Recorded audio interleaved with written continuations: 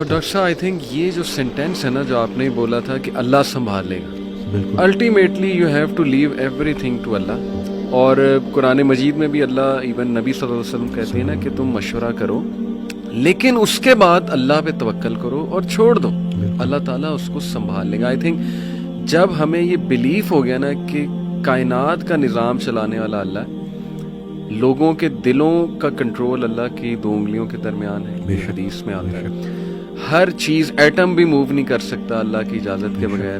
اللہ الوکیل ہے جس کا مطلب ہے ڈسپوزر آف افیئرز، تمام افیئرز اللہ نے ڈسپوز آف کرنے ہیں. جو آپ کی زندگی میں ہو رہا ہے یہ آپ توکل رکھیں، یقین رکھیں کہ وہ اللہ کی اجازت سے ہو رہا ہے، اس کا ایک مقصد ہے. بس آپ نے یہ تلاش کرنا ہے بجائے کہ اس غم کو اپنے سر پہ چڑھانے کے. جیسے آپ نے کہا you just have to find out کہ یار یہ آیا کیوں ہے، اس کا مقصد کیا ہے، یہ مجھے کیا سکھانا چاہ رہا ہے. اور سجدے میں جا کے بندہ رو پڑے اللہ کے آگے، اللہ سے تقویت مانگے، اللہ سے کہے کہ اللہ مجھے پرسپیکٹیو دے. بلکہ میں ایک کوٹ پڑھ رہا تھا، ایون دو ہی از اے نان مسلم رائٹر ہے بہت بڑا، میرے ذہن سے ابھی خیر نام نکل گیا، انہوں نے بڑی کمال کی بات کی.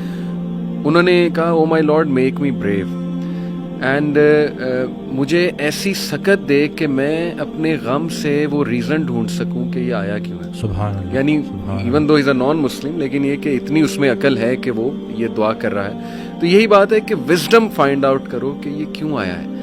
اور بلکہ میں ڈاکٹر صاحب ایک میرے دوست ہیں بڑے اچھے اسکالر ہیں، انہوں نے ایک بڑی پیاری بات کی. انہوں نے کہا کہ جب بندے پہ غم آئے نا تو چلو کچھ دیر غمگین رہنا یہ نیچرل ہے، فطری ہے. رسول اللہ صلی اللہ علیہ وسلم پہ بڑے غم آئے، حضرت خدیجہ کی جو ڈیتھ تھی وہ اس سے بڑا غم نہیں تھا. The most smiling face did not smile for months, تو اٹس نیچرل اوکے.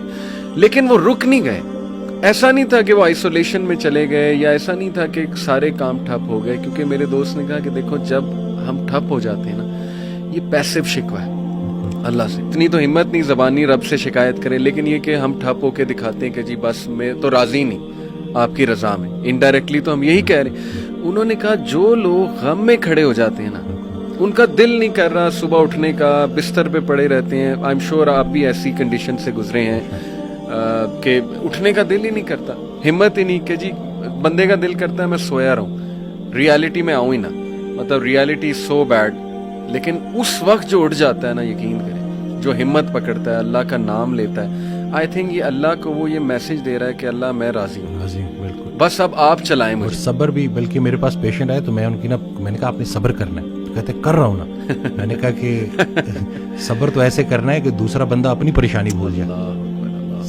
صبر ایسے آپ نے ڈیفائن کرنا ہے کہ دوسرا آپ کے پاس آئے اور آپ، کیونکہ یہی صبر ہے. بالکل ایسے. اب آپ کو میں دیکھ رہا ہوں آپ نے اپنے آپ کو چور چور کر دیا. اور باقی ایک اور بات کہ اپنے آنسوؤں کو لوگوں کے سامنے رائے گاہ مت کرنا، کیونکہ ان آنسوؤں کی خریدار رحمت پروردگار ہے، تو ان کے سامنے بہاؤ اور پھر دیکھو کہ کیا ہوتا ہے. اور باقی ایک کویسچن بہت سارے لوگ نا مجھ سے کرتے ہیں انگزائٹی سے ریلیٹڈ کہ ہمیں لگتا ہے کہ ہمارے بعد ہمارے بیوی بچوں کا کیا ہوگا. تو میں یہ کہتا ہوں کہ حضرت کہتے ہیں آڈیو میں کہ جو انسان یہ سوچتا ہے کہ اس کے مرنے کے بعد اس کی بیوی بچوں کا کیا ہوگا، اس کا ایمان نامکمل ہے. اس نے پالنے والے کی پالنے والی صفت پہ ایمان ہی نہیں لایا. جن کے لیے پوری کائنات بنائی ان کو یتیمی اور غریبی سے گزارا، ان کو ماں باپ نہیں دیے، آپ کو دے دیا. ہم شکر کے مقام کو گلے میں کنورٹ کر دیتے ہیں. صحت بھی ہے، زندگی بھی ہے، اور کب تک ہے کوئی نہیں جانتا، اور جب تک ہے وہ کوئی چینج نہیں کر سکتا. تو پھر ابھی کیوں پریشانی لیتے ہیں؟ کیا ان بچوں کو ہم پال رہے ہیں؟ صحیح بات. کیا ہم خود کو پال رہے ہیں؟ کیا ہم اس قابل ہیں؟ بے شک. قد پہ حد کا پہرا، صحت پہ بیماری کا پہرا، اور اتنے پہروں میں پیدا کیا ہوا انسان چاہتا کیا ہے؟ آزادی. تو یہ کر کے دیکھ لیں. صحیح بات.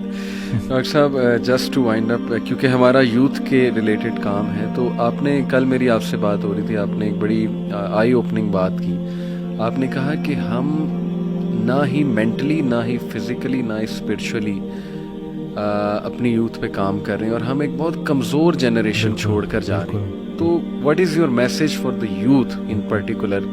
کیونکہ مینٹلی بھی، ایموشنلی بھی، فزیکلی بھی آپ کی بات ٹھیک ہے، ہم ایک کوئی طاقتور جنریشن نہیں چھوڑ کے جا رہے. دیکھیں اصل میں بہت چیلنجنگ ہے، لیکن ان بچوں کو یہ سمجھنا ہوگا کہ ابھی چونکہ عمر ایسی ہوتی ہے. اس دن بھی ایک کوئی ہارٹ بریک ہو گیا تھا تو پراپر نہ صحیح ڈپریشن میں، تو میں نے اس کو کہا کہ ہر اس انسان کا شکریہ جس نے میری آنکھوں کو آنسو دیے, یہ آنسو مجھے اللہ کے پاس لے گئے. اس انسان کا سب سے بڑا تحفہ یہ جدائی ہے جو مجھے اللہ کے پاس لے کے جائے گی.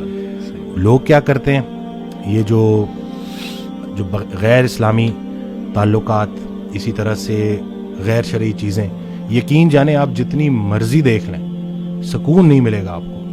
اور یہی جو آپ کی گروئنگ ایج ہے نا, اس میں آپ کے ہارمونز بھی آن پوائنٹ بہترین ہیں.